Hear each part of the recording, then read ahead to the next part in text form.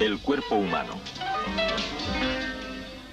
Ya antes del nacimiento, en la médula espinal y en el cuerpo del niño, se forma un gran número de enlaces nerviosos que desencadenan, por ejemplo, determinadas reacciones a la caída. El requisito para ello es el perfecto funcionamiento del órgano del equilibrio. El médico analiza si estos reflejos se han desarrollado normalmente en el recién nacido, si su musculatura es entonces capaz de desarrollar movimientos sin tener que aprenderlos. Los movimientos involuntarios son todavía bastante lentos e imprecisos en el recién nacido, pero muestran ya, sin embargo, módulos de movimiento como los que más tarde son característicos de las personas. La resistencia que se establece en la pierna del recién nacido cuando el médico trata de doblarla con ligera presión es una condición importante para poder ponerse de pie y caminar más adelante. El encogimiento y estiramiento inconscientes y alternativos de las piernas demuestra que los enlaces nerviosos necesarios para el cosquilleo, tan importante en el desarrollo del lactante, funcionan correctamente. Naturalmente, un niño de 2 días todavía no puede andar, pero gracias a los enlaces nerviosos existen ya en el recién nacido las condiciones necesarias para el desarrollo de los movimientos de la marcha. Sobre los reflejos de protección vital y los movimientos conscientes.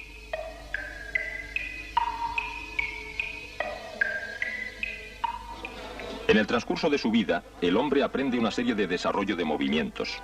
Al cabo de un tiempo de práctica, la mayoría de estas operaciones se desenvuelve al margen del control consciente. Entonces, incluso durante determinadas actividades corporales, el hombre se puede concentrar en operaciones mentales. Por ejemplo, escribir una carta valiéndose de palabras convencionales y manejando al mismo tiempo la máquina de escribir. Un desarrollo de movimiento debe conocerse en sus distintas fases, practicarlo e introducirlo, por así decir, en el cerebro como un esquema de circuito completo. Cuando finalmente se domina una actividad, ya no es necesario incitar al consciente para poner automáticamente en marcha la totalidad del desarrollo.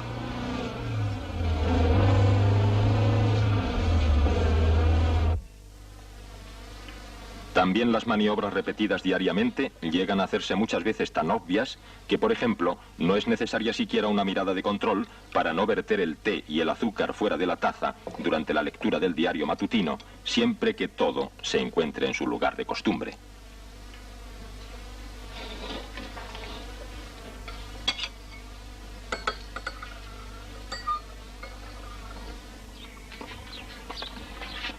Para aprender secuencias de movimiento complicadas, puede ser de utilidad una máquina que reproduce constantemente las mismas condiciones, provocando de tal manera un mismo desarrollo de reflejos. Mediante el control constante de los resultados, se puede llegar a un dominio ejemplar con el paso del tiempo. El ojo no puede percibir qué número de correlaciones entre nervios y músculos es necesario para no perder el equilibrio de uno a otro escalón al subir o bajar una escalera. Los esquemas de circuito fijos, acumulados especialmente en el cerebelo de las personas, lo hacen posible sin necesidad de la consciencia. Un trastorno en estos circuitos de distribución, por ejemplo a causa de los efectos del alcohol, lleva al desorden a todo este sistema de comunicaciones. El desarrollo del movimiento se desarticula. Las distintas secciones dejan ya de estar orientadas hacia una meta común. El encendido habitual del cigarrillo se hace imposible.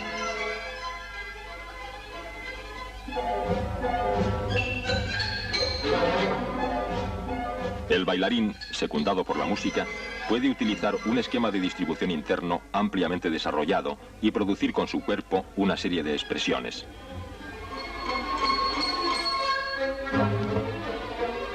El desarrollo armónico, estéticamente atractivo de los movimientos en el ballet, solo es posible porque cada una de las fases, en virtud de un ejercicio exactamente controlado durante mucho tiempo, alcanza su máxima manifestación.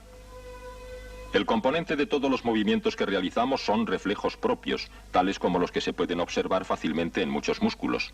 Cada movimiento de un músculo produce impulsos eléctricos en el mismo que pueden derivarse a través de la piel con auxilio de placas metálicas y hacerse visibles en oscilógrafos.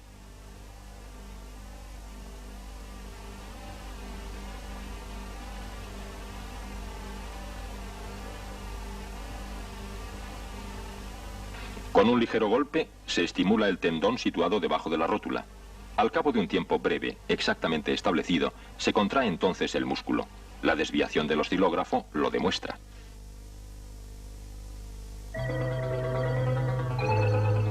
El tendón de debajo de la rótula es la continuación del músculo extensor del muslo. A consecuencia del golpe con el martillo, todo el músculo se excita ligeramente y a continuación se dilata un poco. Los elementos de medida, los denominados husos musculares que se encuentran empotrados entre las fibras musculares, se irritan por efecto de tal dilatación.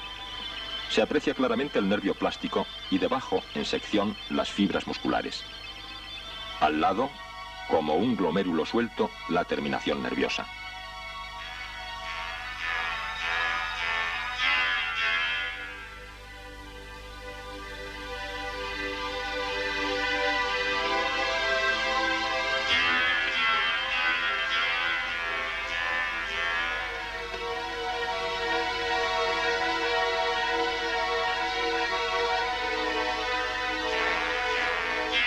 Si se dilata el músculo, en el huso muscular resultan impulsos eléctricos que son recogidos por las terminaciones nerviosas y conducidos a la médula espinal.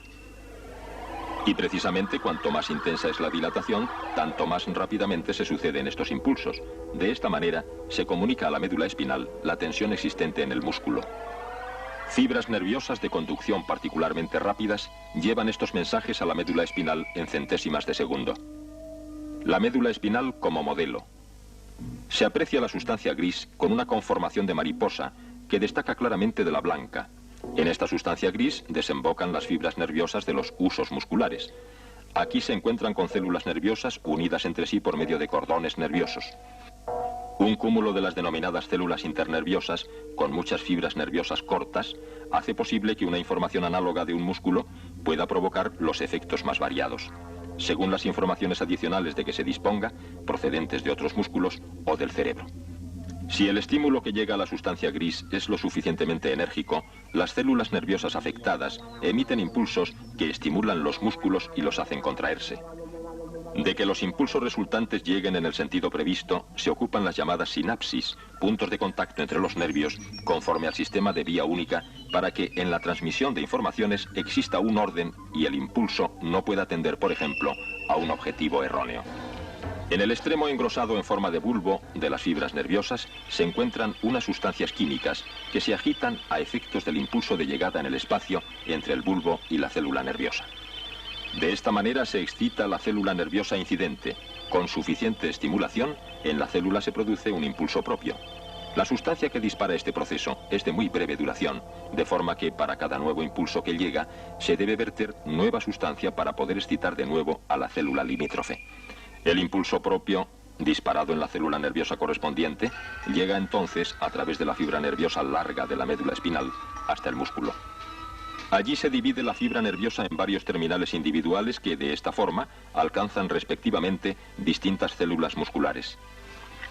Los puntos de empalme entre fibras nerviosas y células musculares funcionan de la misma manera que los puntos de comunicación entre dos células nerviosas.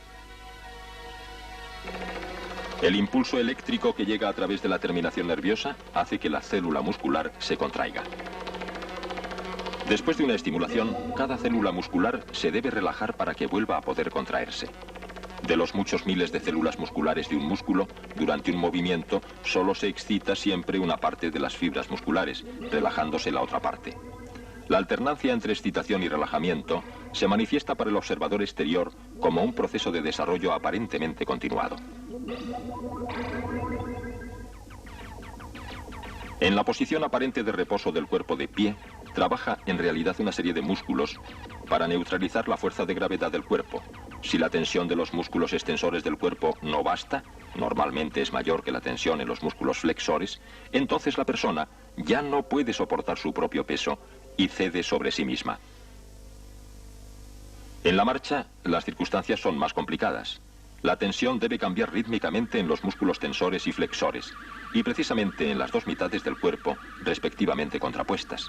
También en este caso el llamado arco reflejo, es decir, la sucesión de efectos en los husos musculares, células nerviosas y células musculares, desempeña un papel decisivo.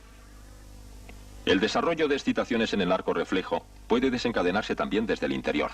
Para ello, los usos musculares poseen adicionalmente pequeños músculos propios. Si la persona describe un movimiento, en primer lugar parte un impulso de activación a los pequeños músculos del uso. Estos ejercen entonces una estimulación sobre el uso, el proceso de excitación se pone en marcha y a resultas de ello se contrae el músculo correspondiente. Comunicación a la médula espinal. Transmisión a las células nerviosas. El impulso alcanza las células musculares. El músculo se contrae. Es condición para que todo esto se desarrolle que el músculo no esté ya previamente contraído. En tal caso, los pequeños músculos A del uso no son capaces de excitarlo y no se llega a la creación de un arco reflejo.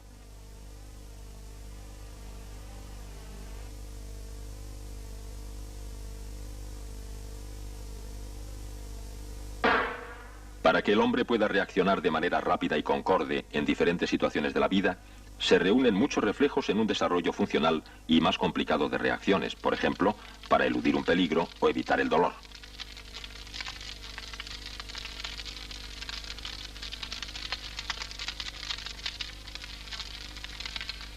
En el arañazo se puede observar particularmente bien lo involuntariamente que se desarrolla tan complicada reacción.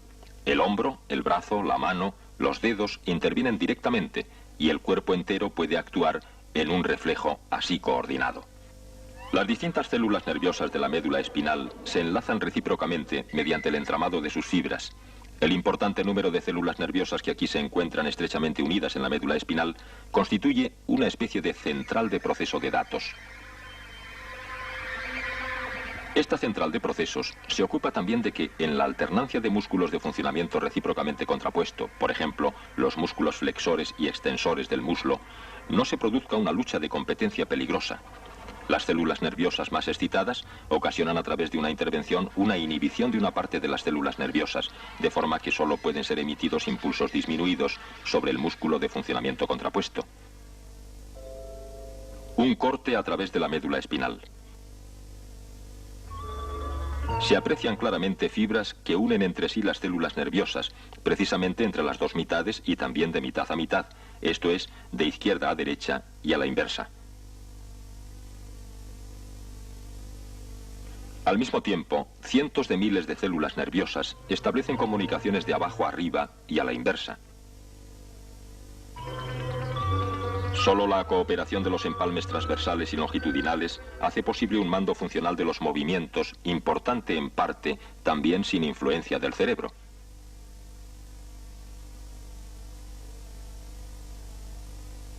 Pero la médula espinal es una parte del sistema nervioso central.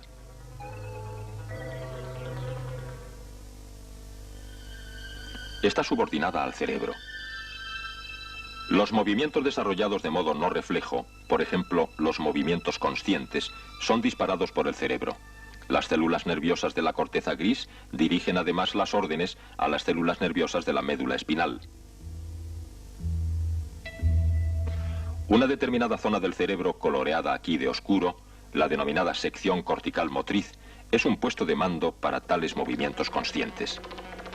Las células nerviosas dispuestas en la parte superior corresponden a la pierna y la cadera.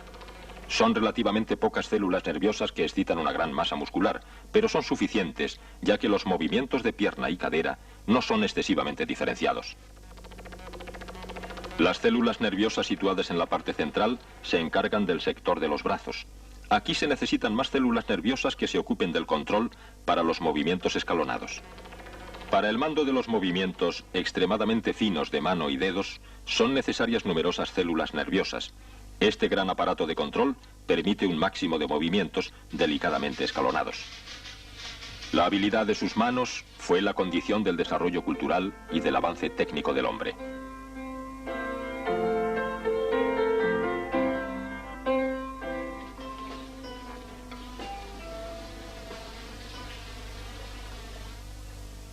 Las dos mitades del cerebro corresponden respectivamente a una mitad del cuerpo. Entre ambas discurren líneas de comunicación, cordones nerviosos que informan a una mitad de los datos de la otra con exactitud y a la inversa. Estas células nerviosas piramidales de la sección motriz de la corteza cerebral son puntos de partida de todas las órdenes que se comunican a otras secciones cerebrales y a la médula espinal. Estas células nerviosas tienen un apéndice de más de 1 metro de longitud que se prolonga desde el tronco encefálico hasta la médula espinal. Desde este camino hacia abajo se cruzan las fibras. La mayoría, que procede de la mitad izquierda del cerebro, llega a la parte derecha de la médula espinal. La mayoría de las fibras de la mitad derecha del cerebro discurren a la izquierda de la médula espinal. Por ejemplo, se induce un movimiento en la pierna izquierda o en el brazo izquierdo por medio de impulsos que proceden de la mitad derecha del cerebro. El curso de estas fibras en la médula espinal se aprecia claramente. En este caso, se ha marcado en forma de cordones rojos y azules. Los impulsos que discurren de arriba a abajo se dirigen en numerosos planos hacia adelante en la médula espinal. Aquí se invierten y desde la médula espinal se transmiten a los músculos correspondientes. Uno de estos planos se aprecia en la fotografía ampliada. Este complicado aparato de distribución se debe aprender especialmente en el curso de los primeros años de vida para determinar el mejor modo de empleo para cada aplicación. En caso de necesidad, se pueden seleccionar con movimientos muy rápidos, por ejemplo, directamente sobre el músculo. La mayoría de los movimientos se producen por la cooperación de varios músculos, cuya contracción y relajamiento se debe armonizar de manera funcional recíprocamente. Y para ello son necesarios los complicados cambios y controles a través de 2 distintos planos del sistema nervioso central. En los movimientos más lentos, la derivación se produce a través del arco reflejo. Los músculos pequeños de los husos se estimulan, los husos musculares reaccionan y el reflejo emprende su recorrido. En el lactante, los puntos de contacto en el cerebro están todavía poco formados y por tanto pasa más tiempo hasta que la reacción se traduce en un estímulo. A pesar de todo, el cerebro del lactante ya está implicado en un gran número de reacciones, por ejemplo en la vista, el oído y la percepción de chasquidos. Los movimientos en esta edad son todavía vagos y torpes, los contactos aún incompletos y no suficientemente practicados. Sobre todo, los movimientos complicados promovidos por la corteza cerebral requieren una fase más larga de aprendizaje. Mediante la práctica constante, se establecen y consolidan entre las células nerviosas enlaces necesarios para la ejecución y el desarrollo invariablemente uniforme de tales movimientos. Así, con movimientos complejos realizados frecuentemente resultan cadenas de órdenes, de forma que con el tiempo y con un solo impulso se puede poner en marcha todo el desarrollo. Aun cuando el establecimiento de enlaces entre las células nerviosas no se interrumpe en toda la vida, la mayoría de ellos se establecen en la etapa del desarrollo infantil. Se hacen necesarios los contactos ambientales del niño que multiplican la adaptación más rápida a los datos exteriores. Para ello se necesitan controles rápidos de los movimientos realizados. Estos solamente se obtienen a través de cadenas de órdenes practicadas y comprobadas en el sistema nervioso. Se hacen posibles entonces una reacción y una actuación más rápidas y de finalidad más precisa.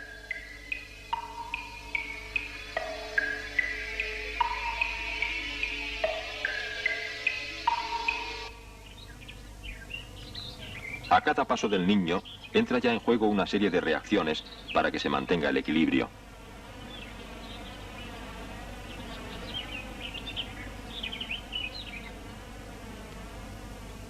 Esta serie de reacciones exige un aparato de control más eficaz que, sin embargo, no se encuentra en el cerebro del que parten los impulsos, sino en el cerebelo. El cerebelo se encuentra bajo la porción posterior del cerebro. Por su constitución, las células del cerebelo son especialmente apropiadas para tales cometidos de control. Poseen terminaciones muy ramificadas que permiten una multiplicidad de contactos nerviosos y de enlaces. En este caso convergen informaciones de todo el cuerpo. Cada movimiento planeado se realiza, por así decirlo, en función del cuerpo, es decir, que según las circunstancias se modifica de manera que se adapta al programa de todos los movimientos que se encuentran en desarrollo. Esto es necesario sobre todo para mantener el equilibrio del cuerpo. Cuando estos enlaces y comunicaciones nerviosas se han configurado, ha de pasar todavía un tiempo ponderado en la evolución de la persona hasta que todo este plan de distribución pueda ser utilizado de la mejor manera posible. Así, los movimientos inciertos y torpes en un principio se hacen más objetivos y formales con el paso del tiempo. Una vez realizados los movimientos de manera consciente, son emitidos por el cerebro como programa de movimiento a otras partes del cerebro donde se acumulan. Entonces, también pueden ser realizados sin control consciente. Partiendo de estas estructuras, es posible aprender y realizar una serie de desarrollos de movimiento altamente complicados y difíciles, más allá de los movimientos necesarios para la vida. El movimiento humano tiene un desarrollo propio y característico. Después de una fase dinámica, poco antes de su terminación se llega a una cadencia del movimiento, lo que para el observador induce fundamentalmente a la impresión de armonía en el movimiento.